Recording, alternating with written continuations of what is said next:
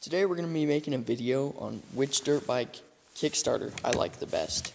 So we've got a ton to compare, and yeah, it's going to be kind of like the exhaust video, which dirt bike had the best looking silencer on the end. This one might be a little bit longer though. So we're going to get right into it with the RM80. This bike was super easy to start with this starter. This starter is about as lightweight as you can get. And, you know, it's got a little bit of play in it. It's super old. It's stock. But, hey, you know, it worked. And the motor isn't even in the bike. I'm getting a new motor for this bike anyway. But, yeah, that's the Kickstarter for the RM80. Super, super lightweight. Not very good duty, but, you know, for what bike it is, these 85s are so easy to start. You know, you can see right there. Hasn't broken yet, so that's a good sign. This bike has never given me a problem with starting it. Like, you know, starting it up has always been like first or second kick, and the kicks took no effort. Next up is the YZ250. This one, I am a fan of how the Kickstarter looks and just how the whole bike looks. So, Kickstarter is like the 85 one, but a little bit longer and way more beefy. It's still really short compared to a lot of Kickstarters. Still very lightweight, like you can tell. Really stubby. I mean, two-strokes are a lot easier to start, but pretty stubby. Like, I know that the Hondas and the Cowboy 250s have a lot longer Kickstarter. This one, super short. But, hey, works great, and it's very strong. You can see right there, it's been gashed onto the foot peg quite a bit. But, yeah, I like this one probably the most. But I'll show you the rest here in a second. The KX125 Kickstarters. So, the RM80 right there, and then the YZ250 over here. I'm actually selling this one. This one's super lightweight as well. It's a little bit stubbier than the YZ250. It's just like a beefy version of the RM80.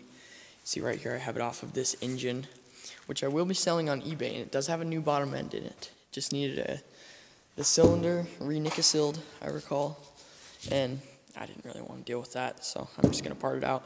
Yeah, see, it is just kind of the beefed version of the RM80 Kickstarter. I'll show a comparison up to the YZ. There's the YZ Kickstarter and the KX125. So yeah, a little bit stubbier. Yeah, you guys tell me which one you like the best. We still got a couple bikes. I have a lot of bikes, if you haven't figured that out already. The DS80, the goated pit bike from the 90s that my little brother rides. See right there. This Kickstarter is longer than all of them. Probably just to give those little tiny kids a little bit more leverage.